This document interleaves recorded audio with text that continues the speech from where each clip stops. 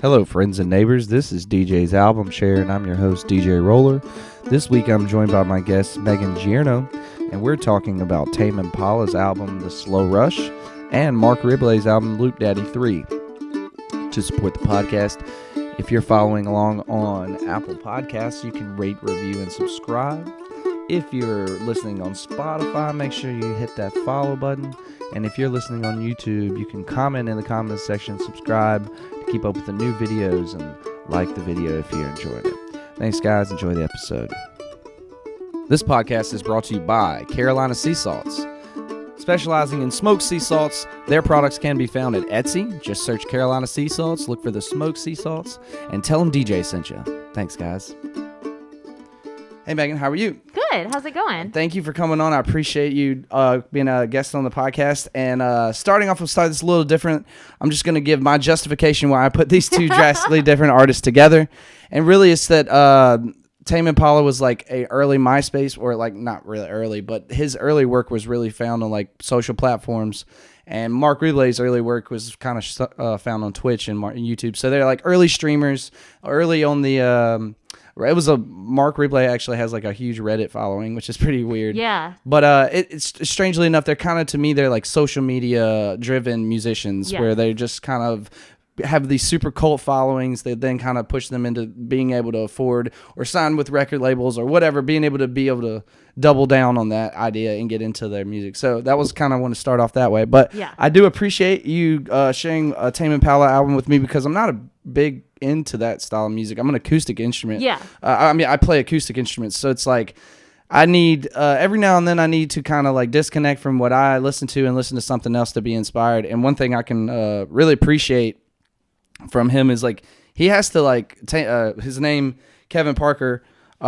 He has to have like an appreciation of a bunch of different styles of music to put this stuff together, because he had certain tones and stuff to get the right sound that he's looking for. He can't just like, he's got to be well diverse in his inspiration. He music. seems super musically inclined to me. I feel like he can play a lot of different instruments, and he's good with sound mixing and I don't know the terminology of this stuff, but yeah, although he is like he does produce the stuff by himself and like plays all the instruments by himself in the studio. You know, he tours with a full group, but we're mainly talking about his studio album, so I just wanted to talk about him. Mm-hmm. And that was another connection with Marc, was that it's just one guy doing all this music, which is really interesting. Yeah. You know, again, it's not my genre of music that I got into, but it was really pretty much a very enjoyable album. I listened to it. It was a lot of fun. Yeah. But my question, because this isn't really like I'm not a journalist, but my one question I usually ask people is like, how'd you get into this album? Oh, let me introduce the album. The album is The Slow Rush. It's actually the fourth studio album by Tame Impala, and it was released in 2020, February 14th, 2020. So yeah, my question is, how did you get influenced by this album, or how did it get on your radar? I mean, I think I've always liked Tame Impala. I'm inclined to say I don't usually like this type of music, but I think I do. Yeah. And so I've always liked Tame Impala. And then this album came out, and I feel like it was just this whirlwind of like COVID happening in this album, and I'm more of a lyrics person than because I'm not a musician. I wish I was, but I'm not. And so different people focus on different things when they listen to music, and that's what's the most interesting part of this conversation is like when I take away once we're done here, I'll take away something from what you picked up from it, and I'll go back and listen to it and like learn something, you know? Yeah, I find that that's the more interesting part of this. It is, agreed. And but the lyrics on a lot of these songs, I feel like just hit close to home for me, not because of COVID time also, but a lot of his songs are about like age and getting older and like what his peers are doing, and I just really resonated with all of that. On the flip side, as far as the music goes with him, I do like going to concerts and music festivals, and I feel like Tame Impala is such like a live music festival type band, and I just listened to these songs. I was supposed to go see them in this summer in June of 2020, and obviously got canceled in DC. But I could just hear when I listen to these songs, I'm like, this would sound so amazing in like a big live venue, and that's just like all I think about. Definitely. I mean, that is something that as a performer too, you think about. Most of the time, you don't write music to be played in a bar You know what I mean? You write which music. They sound great in bars too. Yeah. Most people do, you know. But like, you envision yourself playing in front of the big crowd. Or at least from my perspective, it's always been like when you write a piece or you write a music, or with this guy where he like produces most of the stuff himself. That has to be like. That has to be ruffling the ego. For me personally, as a musician who, like, I just focus on, like, trying to get better and play different instruments and, like, learn music theory and stuff. But then to add the extra layer where you're now producing, you're now putting together, and it's exactly what comes out of your head, you know. You got to have a lot of confidence in yourself, and that's something I'm very kind of I'm not jealous at all of it, but I'm just like, wow, that's I'm appreciative of it. I'm like, man, that's some greatness to be able to put all that together, put all the working pieces and moving pieces together, and to make it actually sound like pretty decent. It's pretty interesting. So when you're like writing and practicing and performing, do you like you were saying you envision performing at certain venues? Is that with certain songs or just any time? Well, I would say I envision playing in front of as many people as possible. Yeah, right. So the venue really doesn't matter. It's just the biggest thing that you could possibly. I've seen like I remember when I was a kid, I had an AC/DC DVD, and it was like them playing it somewhere in England. It's just like a sea of people. Yeah, and they're just like bouncing up and down. I was like, man, that would be cool. Can so you it never the venue never really had a name, but it always has the same envisionment where you're like, just as far as you can see people. Yeah. Where that would be the goal. But you know, I feel like I write on that level or I don't really write that well, but I envision playing or practicing in that level to kind of, because I do competitions and stuff. Yeah. So that I have to kind of get my mental there to be able to compete or be able to even go out and play a show. Like I have to bring the same energy at a bar that I do at that show, because if I don't, I don't show up. Right. I don't play well. I kind of seem off. And it's weird when I'm like playing a mandolin and I'm pretty over the top and then we're just at a bar somewhere. But you know, I have to have the same energy everywhere. Yeah. So it's pretty weird. I don't mean to go off topic, but I want to ask you something. What is your favorite venue in Richmond to go to and to perform at? It doesn't have to be the same one. I'm just curious. I really like this isn't really a venue, but I really like the way Hardywood West Creek has their like stage and stuff set up. I mean, they have it so like you can reach a large amount of people in a you know, in a venue. I mean, but they're not very well known for their like music venue. I think that'll change once COVID goes away. Oh, I mean, they were already making they're not like the Camel though. Yeah, you know, that would be like the other flip side. I love playing at the Camel. The Camel's awesome. We make more money playing at Hardywood, but you know, like that's just the brewery. It's the way the scene is set up right now, which I think is going to change when we come back. So we'll see. But back to the albums, some of the things that jumped off the page for me about him was that, you know, I was saying he has this appreciation of several different styles of music. I hear a lot of like 70s funk. Yes. Because I know he's a bass player. I mean, I know he plays bass.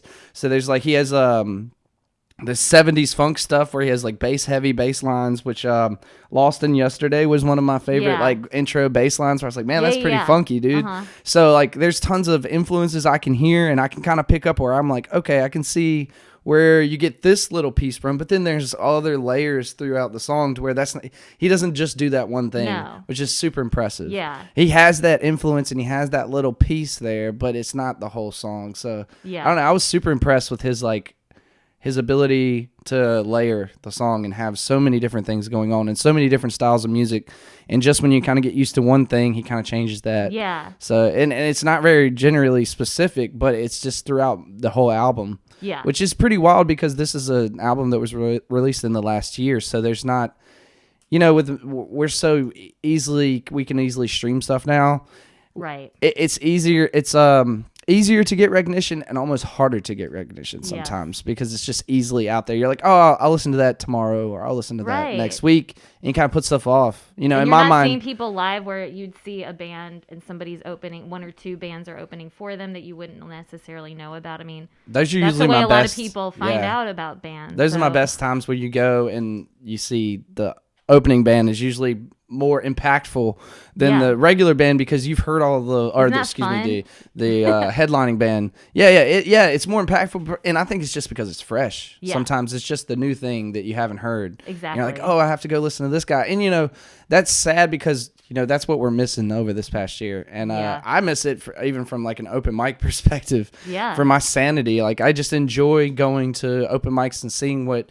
I feel like open mics and lower level stuff like that is really how the scene is kind of whatever city you're in, whatever you find that type of open mic scene stuff, and you'll see what's really happening in the city as far as like songwriters and musicians, and like there's definitely a hierarchy of better musicians and not so great, but at the same time you'll definitely be exposed to what's going on.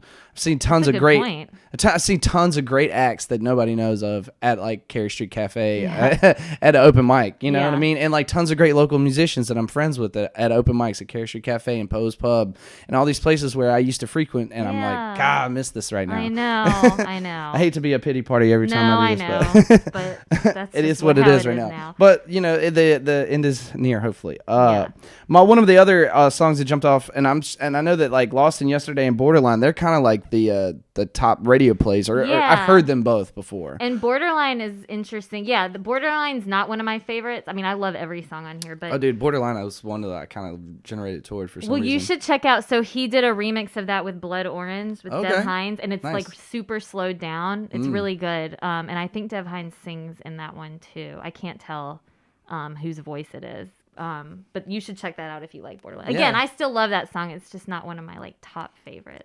That's usually what happens when stuff gets played a lot, Yeah. Like you hear it a lot and you're like, all right. Yeah. That was good. It was one of the first ones to come out off this album. Probably a single off the album. Yeah.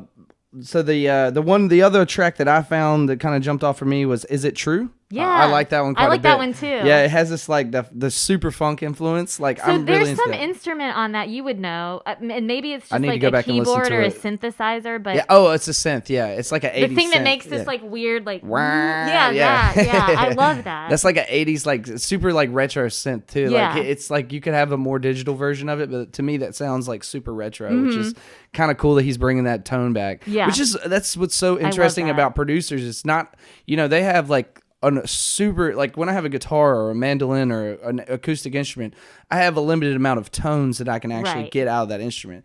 When you are a producer and you're using like a loop pedal station or a keypad or whatever the situation may be, you have so many more options. And I kind of get like I just started playing keyboard like 3 weeks ago, right? Oh wow! And I'm almost overwhelmed. Like I always play on like the grand piano setting. Yeah. Because I'm just overwhelmed with how many options I have available. And so these guys are just masters of understanding. I want this tone right now. Okay. And then I go do this. Yeah. You know what I mean? Like that's that amongst itself is a talent to me, because it's like guys that play electric guitar and like have 1,000-foot pedals, and you're like, how do you know which one you're using and when? Yeah, and they do a lot of that stuff too. He doesn't just have like synths and stuff. He plays. He has guitar everything. Stuff in there. He has bass stuff in there. Yeah, I noticed there was like one song, I can't remember right off the top of my head, but it had some like rhythm guitar where he was like finger picking almost.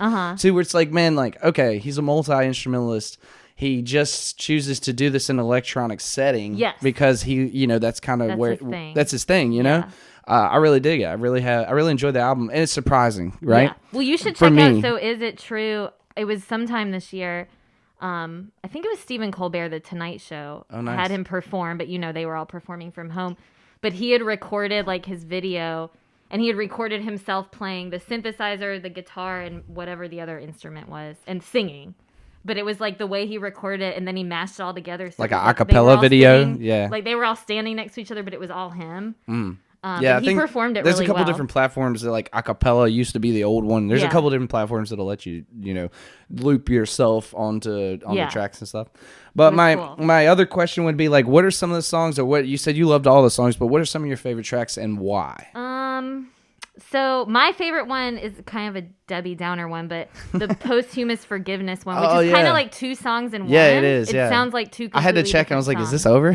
Yeah, it's really crazy, but I love songs like that. They make you look at the phone again. And it's just like it's kind of a heartbreaking song because apparently it's about his dad who has passed away, but they weren't close. I don't know if his dad left his family or what the scenario was, but the song is just about how he wishes that his dad could hear his songs and he wishes his dad could see his life, and it's just so sad. But I love the way it starts out really slow as one song and then it kind of ramps up into this completely different song. So that's definitely one of my favorites. One More Year is another one because I feel like that's really relevant right now. Yeah, I know, right? And this was released in February. Yeah. And it's like, that was one of the ones when I was listening to it, I was like, this makes me uncomfortable. I know, exactly. Because it was like a little fortune teller-ish. Yeah. And I love how he did One More Year and then One More Hour. And it's One like, More Hour is my other favorite one. I think musically I like that yeah, one. they're like the bookends of the album, Yeah. which I thought was like, lyrically, I was like it piqued my curiosity where I was like, okay, now I definitely have to like pay attention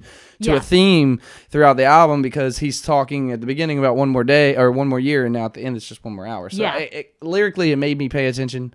And yeah, I mean those two tracks are pretty cool. Yeah, I like the first one, good. but it was very eerie. It of how wasn't accurate that song was. I mean, it's really crazy. But yeah, those I had One More Hour written on here too. It just has like a very intense build up to it. And I like It Might Be Time. Again, that's kind of the song I was talking about where he's talking about growing older and he's like comparing himself to his friends and where they are in life and where he is. And I feel like no matter how old any of us are, we can kind of all relate to that. Yeah. in one seriously. way. Yeah. Yeah. Well, before we transition, is there anything else that you like to talk about that album? No, I just can't wait. I think they are the only band that's one of my favorite bands that I have not seen live. So, I'm sure Australia has some weird rules with COVID on that. Well, they just performed a live concert this weekend, maskless, because COVID's gone in Australia. Yeah. Australia and New Zealand have been taking care of it. Yeah, doing some crazy stuff. So hopefully he'll reschedule here at some point so I can go. Like I said, it was going to be at DC. I forget where, probably one of the big stadiums or something. But yeah, one day they're the only band that I haven't checked off that I love that I haven't. Well, seen. I got another musical act for you to go see. Hopefully I know. one day. So does he tour? Yes. Okay. So right now, I have been saying this entire time, and he's one of the guys that initially inspired me about this idea that like musicians are going to have to be innovative right now and figure out a way that if we really want, I've always looked at this as like who wants to do this and who doesn't. You know what I mean? And he has figured out a way to do that is actually pretty smart. He's been doing drive-in tours. So he's been going to old drive-in movie theaters, which need the business probably because like they're all dying. Yes. And he's been doing like his live stream tour, or basically his live stream shows. He goes and does live, and he does it at a drive-in movie theater where people pull up their cars and chill. So is it him being there live, or they projecting him? No, he's there. He's been doing a tour. He's been doing a tour through the pandemic where it's like, hey, this is the only way to socially distance and keep everybody safe. Yeah. And not only that, he has been donating constant money to like essential worker funds and like super. Well, one of his songs is Essential Worker. Yeah, and on this album in particular. But like when he stuff I wanted to bring up about him because his album is ridiculous. This album is just off the tracks. And kids, if you're listening, turn the podcast off now. But no, like seriously, he's a comedian, and one of the I know his lyrics are hysterical. And one of the quotes I found for one of the I obviously looked up a bunch of like critics and like reviews about his stuff is no one can make you laugh and dance like Marc. I read that too. Yeah, and it's one of the things where it's like it is, and I find every time I listen to his stuff I have to do something, and one of the things that really got me through early quarantine of just like sitting in your house not doing anything was him, man. Yeah. Because me and Nofi would sit here and just live stream his stuff on YouTube. I'm sure it cheered you up in the least. I mean, it would make you laugh, because there's a guy in a robe in his underwear with a loop station just like doing, he would have, so the way this works, this is kind of an album, kind of not a studio album. This is an extended play. So from what my understanding is, I'm pretty sure these are excerpts from his live stream. These are just some of his like more popular excerpts that people have been wanting to listen to on demand that he just put it together into a collection. From what my understanding is, because there's one or two of them that are like in front of, I think there's the Flamingo is like in front of a live crowd because you can hear the crowd in the background. Yeah. So that would be like early last year. Okay. Yeah. And then the rest of it is because that's how he's done his previous Loop Daddy albums. His fans call him Loop Daddy, which is hilarious. But how he's done his previous Loop Daddy albums is he would take like his more popular songs, the ones that do great at the shows and the ones that do great streaming, and he would just put them on his album that way. So I'm That's assuming actually a good idea. Yeah, especially if you're like an improv artist where like his fans literally call in, give him a topic, and then he just goes on the topic. Yeah. Which is, to me, like, I think I'm cool because I can improv a little bit on a music instrument. I have that. I think that's cool. Lyrically, but lyrically being able to just go like that, just, okay, what's the topic? Flamingo. Yeah. Or what's the topic? Essential workers or whatever, and just go like that. I know it's hard. I don't know how that's people another do it. level, and it's so funny to me that cracks me up even more. That makes it even more enjoyable to see him just improv and go on those topics where it's just random. Yeah. I didn't know a lot of these were improv like that. Or most of them, I guess. Yeah. Most of what I know about him is he's an improv artist. Like, all this stuff is just given to him by a listener, because the way he does his shows, or he just opens up his live stream. He actually did on his he opened up his YouTube. He was trying to get 1 million subscribers, and he did it in 5 minutes. And he was like, I thought this was going to take like hours, and this took like 5 minutes.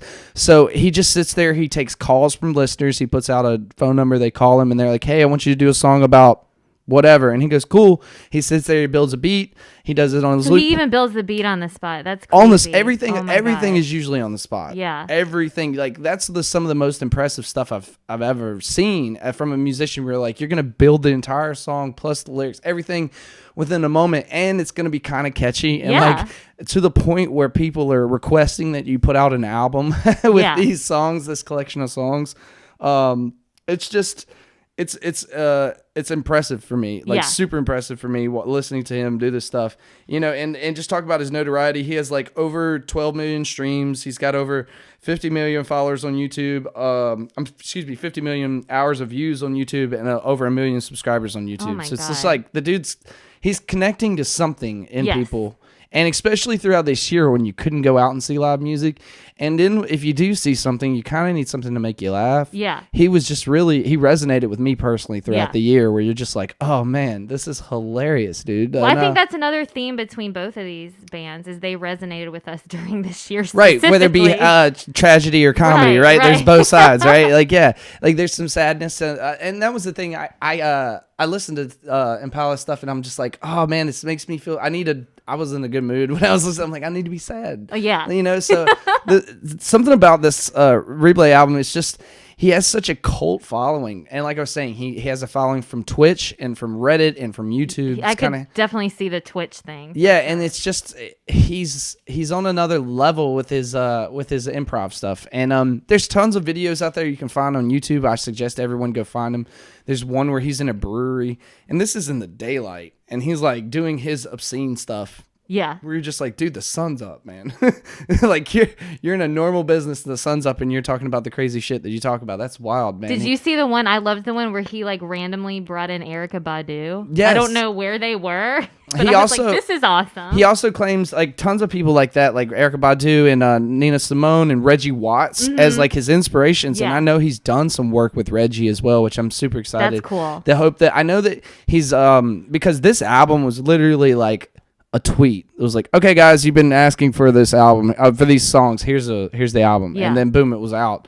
It wasn't like really advertised very much, because he doesn't really put out albums per se. It's just kind of collections from So I think he's actually working on a studio. From what I was reading online today, he's actually working on a studio album right now. Good. So I'm super curious to see how that turns out and how that affects his music, or if he'll have any guests. Yeah, or if it's just going to be like a happy hour where he's just doing like, here's me and Reggie Watts, here's me and Erykah Badu, here's me and this person, that person. One thing about him is that like, I don't think he's like the best singer in the world. But oh my God, I had a note about this. I was going to ask you, now I know the answer because he does everything live, but I was going to ask you if that was him singing on these songs. Yeah, everything. His voice is really good. Yeah, I wouldn't say he's like, It's unique. It's unique, but he sings the parts he needs to sing. I love the harmony stuff that he does. Like that stuff is just, it cracks me up because usually it's an absurd topic. Yeah. And he's putting so much effort into this absurd topic, and you're just like, man, hell yeah, dude. Like things are crazy right now. I needed this. Yes, exactly. So that was right. That was the part of the reason I wanted, both of these albums were released in 2020. I wanted to kind of give both sides of the year for me personally. It was like the sadness from that side, and then this side is just the ridiculousness. Yeah. You know, like he really kind of helped me deal with everything going on. Good. Some of the ones I picked out, which are ones that me and Ophi laugh about, and they're more PC than everything else. But Dinner's Ready, like Dinner's Ready. She's like, I'm gonna play this every time Dinner's Ready.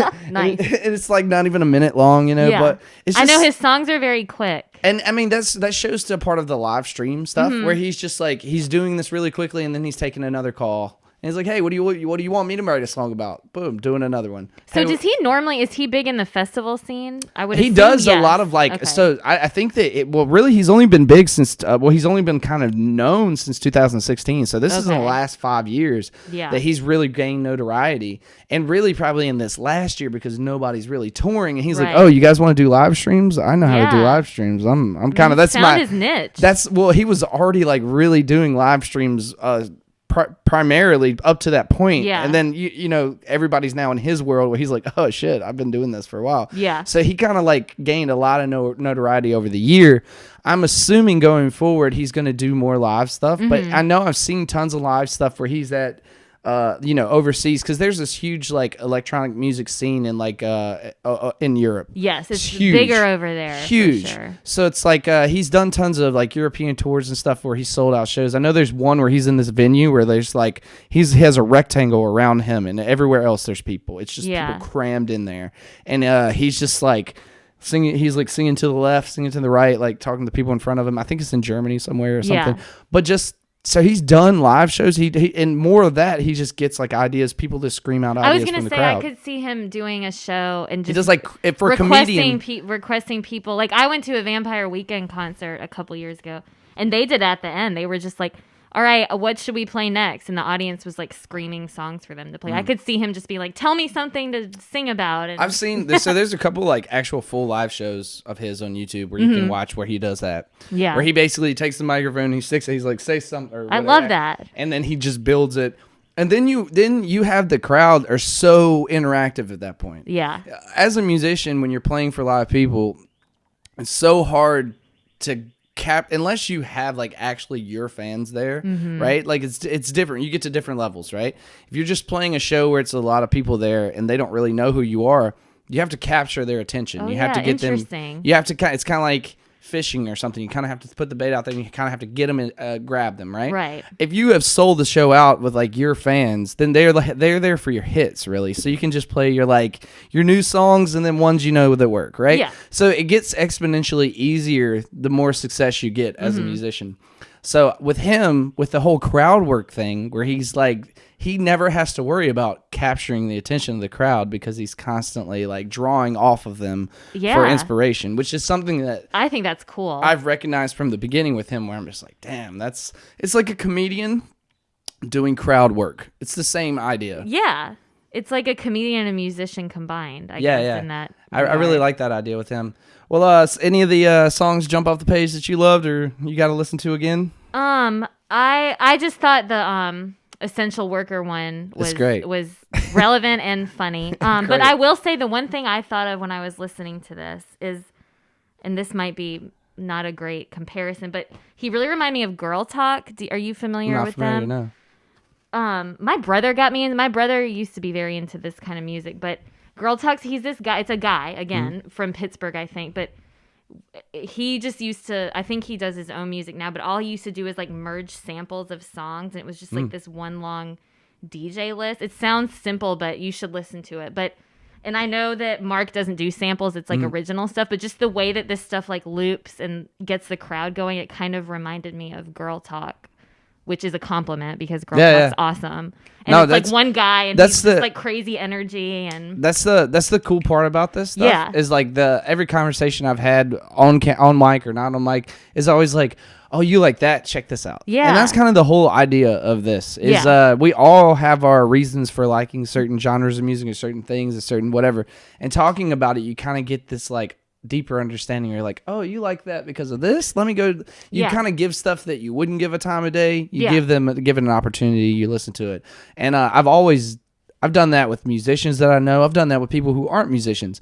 The thing that you get kind of like desensitized to is when you are a musician, tons of people tell you to listen to I'm stuff. sure, yeah. You know, but part of this is me having to sit down and listen to that thing that I normally would put on the back burner and not listen to. So that's great. I mean, I really have enjoyed. Well, I think it's cool the whole concept of this, how you have someone bring you an album and then you kind of think about what complements it or how something else could. Or just for me, it's just finding one common thing. I just want to find one common thing that we can talk about. And sometimes I'm almost getting to the point now where I'm just trying to see how outrageous I can get. Yeah. So, and then find the one common thing between them, because then it's more interesting for me. It's more interesting for me to find like that one obscure thing that I know about, because I've been listening to music my whole life. You know, my dad was a musician. My dad had tons of like funk and blues. Is that how you got in? Does he play the mandolin? My dad actually plays guitar. Okay. But my dad's a multi-instrumentalist. He's really a vocalist. My dad was a vocally trained person, and so he sang a lot of different stuff. Yeah. He did different things. But by the time I was alive, he had then picked up an acoustic guitar. Yeah. And kind of like, I don't think he was really into bluegrass, but it was just there. Yeah. And so we went to a festival, and the rest is history. Where did you grow up? I grew up in rural Virginia. It's a town called South Boston, Virginia. I know where that is. Oh my God, I'm sorry. Yeah. No. I know somebody from there. And I'm from North Carolina. It's right on the border. Okay. I mean, I'm not from that part of North Carolina. But very familiar with that area. Yeah. My parents and everything, they've moved down to Raleigh now at this point. That's where I'm from. Oh, nice. Yeah. So my parents are, not to give away where they're at, but they're in Fuquay, and then my sister's in... that is literally where I grew up. My Fuquay. I just never say Fuquay because no one knows where that is. That is hilarious. My sisters are in Hollow Springs. Okay. So, yeah, oh my God. They're Small like right there. world. Yeah.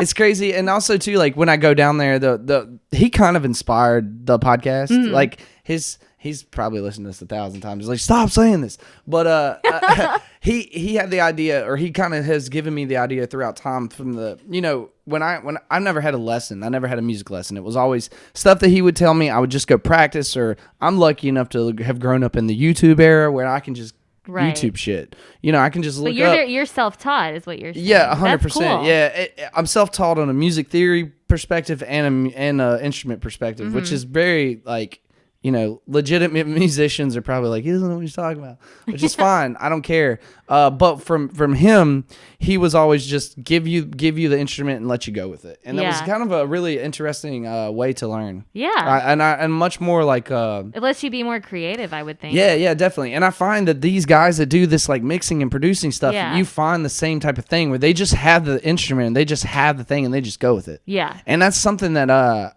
even though I play like a niche instrument in a completely different genre, like I can listen to this stuff and I can super appreciate it, because I'm like, oh, you just don't have boundaries. Right. Because like my whole life I've been told that the mandolin is supposed to play bluegrass and you're supposed to play this. And I'm like, well, I really like blues and jazz and like all this other stuff, and I play all this other stuff.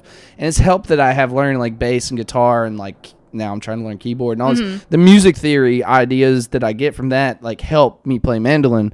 But there's still this like restrictive bubble that you always get put into. Yeah. So I really enjoy listening to these guys who are either they're improv artists where they just like go off the cuff, or they just have like the complete encyclopedia of music tones that they draw from. Where they're just like Kevin from Tame Impala just like hears things different. Yeah, and also too, the goal with some of this production music is to be so close to something you've heard before. Yeah. That you're interested, like that catches your attention. Right. Something I've always heard is like, if you cover someone's song, you do it exactly the same or completely different. Yeah. Right. So like that idea is like, if you do it completely different, someone's going to recognize the lyrics. Right. And then they're going to check in. Or if you do it exactly the same, they go, oh, I've heard this before. Yes. So that you that's the question that you're playing with when you're playing with people's, like listening to your music, is like, have I heard this before? And if I haven't, I want to hear this again to figure out how and then once you've listened to something a couple different times, you kind of get used to it. Yeah. So, I don't know. It's always a tight wire act. Yeah. I feel like, No, so, really. Well, I appreciate you coming in. We pretty much thank you. Done, this was fun. We've done what we need to do here. Is there anything you'd like to talk about before we go? No, this was great. I'm ready for live music to come back. That's the theme of the night. Yeah, right. But yeah. I think it'll be back soon. I know they're doing some stuff on Browns Island, I guess. Yeah, well, like anywhere the spaces that we have to socially distance, I'm all about. I mean, I'm hopefully about to get vaccinated. So good. Good. All right. Awesome. Well, thank you. Thank you.